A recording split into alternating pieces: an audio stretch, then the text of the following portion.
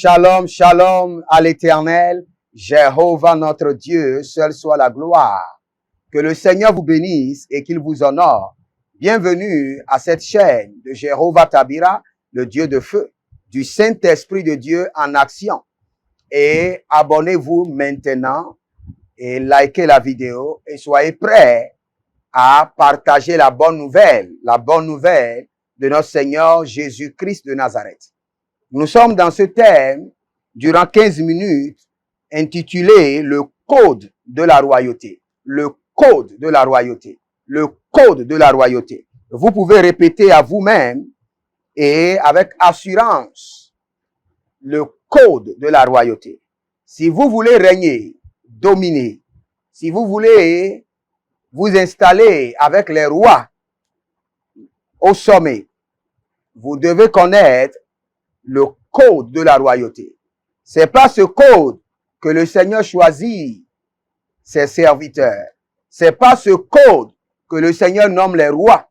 C'est pas ce code que le Seigneur donne les dons et capacités. C'est pas ce code que le Seigneur a appelé Gédéon, vaillant guerrier. C'est pas ce code que l'Éternel a choisi Samuel. C'est pas ce code que l'Éternel a établi Saül.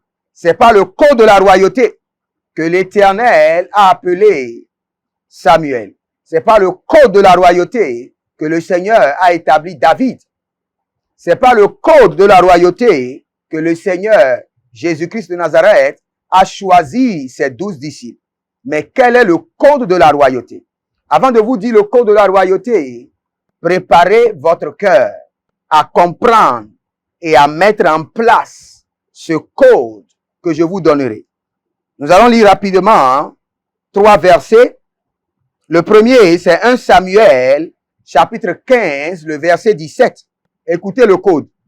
Samuel dit, lorsque tu étais petit à tes yeux, lorsque tu étais petit à tes yeux, voici le code.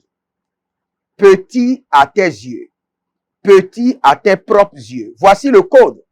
Voici le code de la royauté. Et cela est centralisé dans le cœur. C'est au-dessus de l'humilité. C'est au-dessus de l'humilité.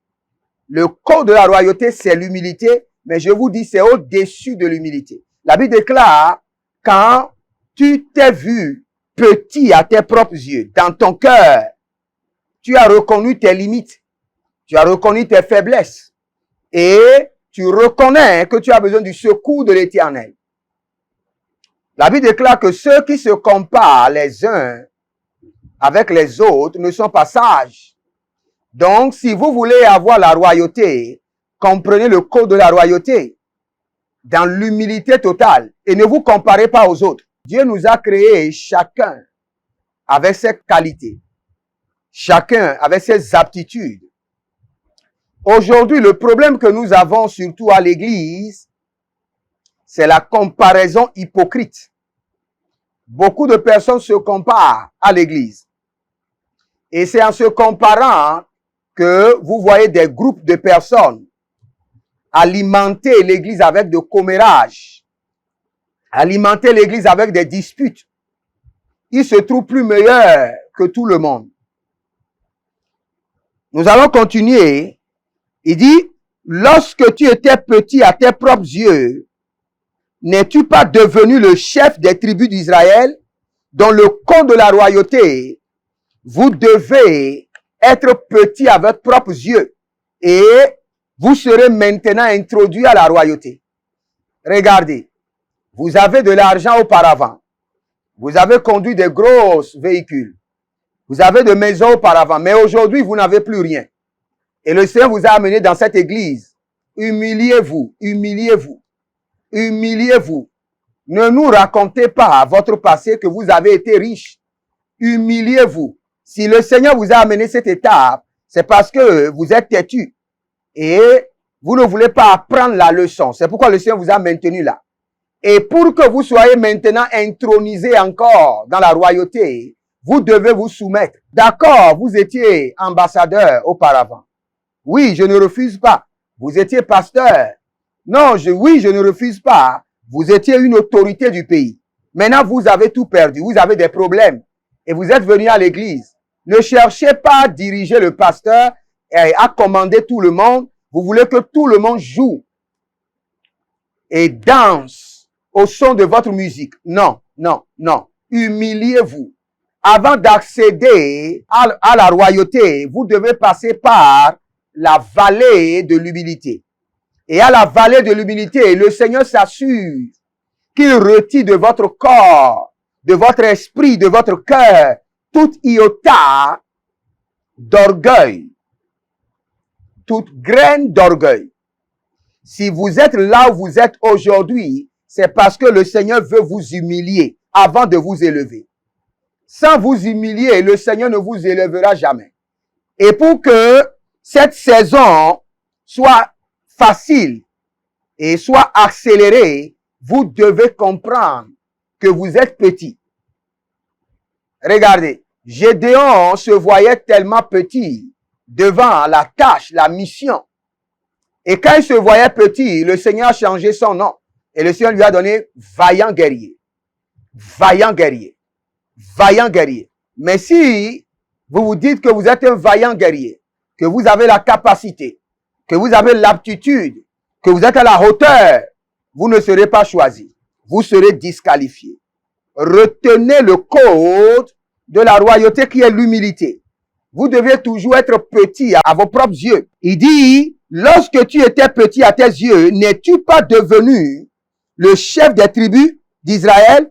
Et l'Éternel n'était-il pas oint pour que tu sois roi d'Israël? Cela veut dire que même pour recevoir l'onction de la royauté, la première des choses que le Seigneur vérifie, c'est votre cœur d'humilité. C'est votre cœur d'humilité. Le premier ennemi de l'orgueilleux, c'est Dieu, ce n'est pas les hommes. Si vous êtes orgueilleux, l'Éternel ne manquera pas de vous résister. Lisez dans le livre de Pierre, la Bible déclare, il résiste aux orgueilleux, mais il fait grâce aux humbles. Il résiste aux orgueilleux et il fait grâce aux humbles. Si vous êtes humble, il vous fera grâce et il vous donnera le trône. Il vous donnera cette position. Il vous donnera ce sommet. Il vous accordera la puissance, la capacité pour gérer. Proverbe chapitre 3, le verset 7. Ne sois pas sage à tes propres yeux. Crains l'Éternel et détourne-toi du mal. Crains l'Éternel et détourne-toi du mal. Dans le code de la royauté, si vous êtes vraiment humble, vous ne devez pas être sage à votre propre yeux, ni appliquer une vie qui n'a pas la crainte de l'Éternel. Et vous devez forcément vous détourner du mal. Ce qui montre que vous êtes humble, vous ne devez pas être grand à vos propres yeux. Et vous devez craindre le Seigneur. Vous ne devez pas être sage à vos propres yeux. Et vous devez vous détourner du mal. Et revenons sur Matthieu chapitre 7, verset 3 à 5. Et vous verrez pourquoi vois-tu de la paille qui est dans l'œil de ton frère et n'aperçois-tu pas la pourpre qui est dans ton œil? Ou comment peux-tu dire à ton frère, laisse-moi ôter une paille de ton œil? Ça, c'est le problème que nous avons dans l'église aujourd'hui. Vous savez, il y a des gens dans l'église qui volent, mais ils se présentent comme le saint des saints devant ceux qui mentent. Ne sachant pas que eux tous, ils sont dans la même balance, dans la même cour. Ils sont dans la même lignée. Dans l'église aujourd'hui, nous avons des gens qui volent, mais qui se présentent comme le saint des saints devant ceux qui font la fornication. Aujourd'hui, devant l'église, nous avons des gens qui font les maquillages extravagants, des tenues extravagantes, mais qui se présentent comme saints, le plus saint, devant ceux qui mentent, alors qu'ils sont dans la même basse-cour.